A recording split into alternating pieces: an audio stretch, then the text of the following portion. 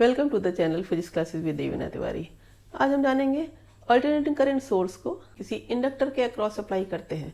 Voltage current क्या same phase में होंगे, फेज डिफरेंस होगा, वेव फॉर्म क्या होगा, फेजर डायग्राम क्या होगा, इन सब बातों पर विस्तार से चर्चा करेंगे। वीडियो को शुरू से आखिरी तक देखिएगा और हाँ, जो लोग नए हैं चैनल को सब्सक्राइब कर लीजिए। सबसे पहले देखते हैं कि एक प्योर इंडक्टर को किसी एसी सोर्स से जोड़ दिया जाए तो क्या होगा। नॉर्मली इंडक्टर जो होता है उसकी वाइंडिंग्स में रेजिस्टेंस होता है। यहाँ प्योर इंडक्टर का मतलब है कि वो रेजिस्टेंस नेग्लिजिबल है। जैसा यहाँ फिगर में दिखाया गया है कि एक कॉइल है, उसके एंड्स जुड़े हुए एसी सोर्स है। ये AC source voltage sinusoidal produce कर रहा है, V = V not sine omega T. Coil के अक्रॉस एसी सोर्स जोड़ने पर कॉइल में बैक ईएमएफ प्रोड्यूस हो जाता है। ये बैक ईएमएफ कितना होता है, -L di/dt।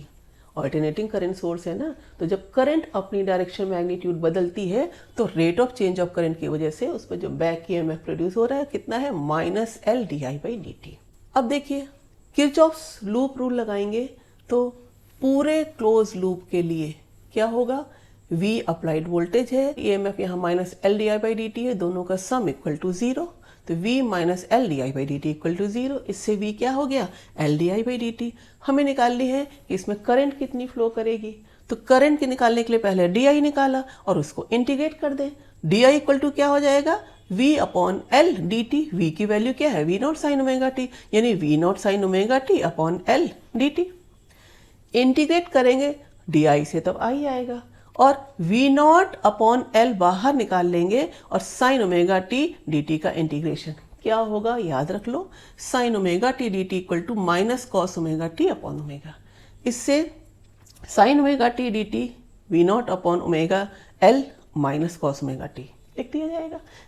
इससे V not upon omega L जो एक्सप्रेशन आ रहा है, ये करंट की मैक्सिमम वैल्यू या पीक वैल्यू या करंट एम्पलीट्यूड कुछ भी कहें, उस नाम से इसको पुकारा जाता है। ये I0 है। ये ओमेगा L कहलाता है कॉइल की hindrance in the path of AC. यही ओमेगा L इंडक्टिव रिएक्टेंस कहलाता है। इसकी भी यूनिट ओम होती है। जैसे करंट किसी रेजिस्टेंस के थ्रू बहती है तो उसकी रुकावट क्या होती है, ओम में ही तो मेजर की जाती है। ऐसे ही ये ओमेगा L इंडक्टिव रिएक्टेंस है, करंट की रास्ते की रुकावट है जब करंट किसके थ्रू फ्लो कर रही है, इंडक्टर के थ्रू। इसे एक्सेल से भी डिनोट करते हैं और V not oven omega L को अगर हम I0 लिखें तो अब हम I = -V not upon omega L cos omega T लिख सकते हैं। अब देखिए -cos ओमेगा टी में I आ रही है और अप्लाइड वोल्टेज है V not sine omega T. यहाँ हम क्या कर देते हैं, -cos ओमेगा टी को भी लिखते हैं साइन के टर्म्स में। कैसे लिखें, cos ओमेगा टी होता है साइन 90 - ओमेगा टी। पढ़ा है साइन 90 - थीटा cos थीटा, थीटा ही तो ओमेगा टी है। तो cos ओमेगा टी अगर साइन 90 - ओमेगा टी है तो -cos ओमेगा टी क्या हो जाएगा, साइन ओमेगा टी -9 π/2। π/2 वही 90 डिग्री है, π/2 रेडियन में है। बस -cos ओमेगा टी की जगह क्या लिख दिया गया, साइन ओमेगा टी -π/2। यही एक्सप्रेशन करंट के लिए क्या आ गया, करंट थ्रू द इंडक्टर कितनी आ जाएगी, I = I0 sign omega T -π/2। अब देखिए वोल्टेज और करंट का ये रिलेशन क्या बता रहा है, वोल्टेज का साइनसोइडल वेरिएशन है, करंट का भी साइनसोइडल वेरिएशन है, लेकिन एंगल क्या लिखा है, फेज एंगल ओमेगा टी -π/2, जबकि वहां पर साइन ओमेगा टी खाली है। करंट वोल्टेज से π/2 रेडियन लैग कर रही है। इन अदर वर्ड्स भी याद रख लीजिए, वोल्टेज करंट से 90 डिग्री या π/2 रेडियन लीड करता है। दोनों तरीके आपको याद रखने होंगे। तो प्योरली इंडक्टिव सर्किट में वोल्टेज लीड करती है करंट से π/2 रेडियन या करंट वोल्टेज से π/2 रेडियन लैग करती है। बात करते हैं I0 जो V not upon omega L की जगह लिखा गया है, इसमें ये ओमेगा L XL जिसे हम इंडक्टिव रिएक्टेंस कहते हैं, ये रिएक्टेंस वही है जो रेजिस्टेंस टर्म है। रेजिस्टेंस के लिए, इंडक्टर के लिए रिएक्टेंस का टर्म है। इंडक्टिव रिएक्टेंस है तो ओमेगा L क्या होता है, 2πfL। Omega L inductive reactance है, इसे एक्सएल से शो करते हैं। इसकी भी यूनिट ओम है, जैसे रेजिस्टेंस की यूनिट है ओम, एक्सएल ओमेगा एल इसकी भी यूनिट ओम। पूछा जाता है एक्सएल और फ्रीक्वेंसी में ग्राफ कैसा होगा। 2 पाई एफ एल में अगर आप देखते हैं 2 पाई और एल ये तीनों चीजें कांस्टेंट हैं, तो एफ और एक्सएल कैसे हुए? Directly proportional.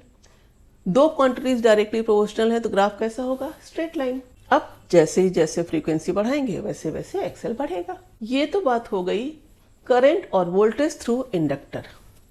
बहुत पूछा जाता है कि उनका वेव फॉर्म क्या होगा, उनका फेजर डायग्राम क्या होगा। रेजिस्टेंस के लिए फेजर मैंने पिछले वीडियो में बताया है, क्या था वो? रेजिस्टेंस में करंट और वोल्टेज सेम फेज में होती है। फेज किसी पॉइंट की रिपीटेड वेव फॉर्म में उसकी लोकेशन पोजीशन को ही तो बताता है ना। यहाँ पर देखो एक साथ मैक्सिमम, एक साथ जीरो, एक साथ अदर डायरेक्शन में मैक्सिमम, तो ये सेम फेज में कहला रहे हैं। किसके लिए? रेजिस्टेंस में जब एसी सोर्स जोड़ा गया है। कॉइल के लिए क्या देखा? कॉइल में तो आई की वैल्यू आ रही omega T minus pi by 2, तो इसका वेव फॉर्म क्या होगा? Voltage V naught sine omega T आपने वैसे ही बना लिया है वोल्टेज का ग्राफ। लेकिन करंट के लिए क्या बनाएंगे? जब वोल्टेज जीरो है तो करंट माइनस पाई बाई 2 है, पीछे लैग कर रही है ना, यानी करंट मैक्सिमम। जब करंट पाई बाई 2 पर हो गई जीरो तो आप देख रहे हैं वोल्टेज मैक्सिमम। बस ये ग्राफ वेव फॉर्म है वी और आई का एसी वोल्टेज थ्रू इंडक्टर के लिए। अब पूछा जाता है कि फेजर डायग्राम बताओ। फेजर क्या होता है? एक रोटेटिंग वेक्टर जो ओरिजिन के अबाउट कांस्टेंट फ्रीक्वेंसी से रोटेट करता है। यहां देखो वोल्टेज का ये रोटेटिंग वेक्टर हो गया, एक्स एक्सिस ये वाई एक्सिस ये ओरिजिन के अबाउट घूम रहा है और कांस्टेंट फ्रीक्वेंसी ओमेगा से इसका वर्टिकल कंपोनेंट इसकी इंस्टेंटेनियस वैल्यू देगा, इसकी लेंथ या मैग्नीट्यूड उसकी मैक्सिमम वैल्यू या पीक वैल्यू देगा, वो क्या है? V naught. तो मैक्सिमम वोल्टेज वेक्टर की लेंथ है, वेक्टर का vertical component V naught sine omega T या इंस्टेंटेनियस वैल्यू है। करंट क्या है? इस वोल्टेज से 90 डिग्री पीछे। इस इक्वेशन से याद रखेंगे, अगर एसी थ्रू प्योर रेजिस्टेंस था तो वोल्टेज और करंट सेम फेज में थे तो दोनों वेक्टर एक ही सीध में थे। यहां पर क्या है? 90 डिग्री पीछे है omega T minus pi by 2, current 90 degree पीछे है तो ओमेगा टी एंगल है और वोल्टेज से करंट 90 डिग्री पीछे है तो वोल्टेज से 90 डिग्री पर आपने ये वेक्टर बना दिया। इसकी पीक वैल्यू देखिए करंट के लिए यहाँ बता दी, वोल्टेज की पीक वैल्यू यहाँ पर देखिए इसके लिए। इससे वेक्टर का लेंथ या मैग्नीट्यूड करंट की एम्पलीट्यूड को बता रहा। वर्टिकल कंपोनेंट क्या दे रहा है? आई क्या है? I not sine omega T minus pi by 2 यानी उसकी इंस्टेंटेनियस वैल्यू। ये फेजर शो कर रहा है current lags behind the voltage by pi by 2। Inductor की रुकावट क्या होती है? Omega L inductive reactance. Omega क्या है? 2 पाई एफ। डीसी के लिए एफ क्या होती है? फ्रीक्वेंसी क्या होती है? जीरो। तो एक्सएल क्या हो गया? जीरो। यानी इंडक्टर डीसी के रास्ते में कोई हिंड्रेंस प्रोड्यूस नहीं करता तो कैसे लिमिट करेगा? इसलिए इंडक्टर को डीसी में यूज नहीं करते और इंडक्टर को कहा जाता है एसी सर्किट का एलिमेंट। उम्मीद करती हूँ वीडियो आपको जरूर पसंद आएगा। Thank you.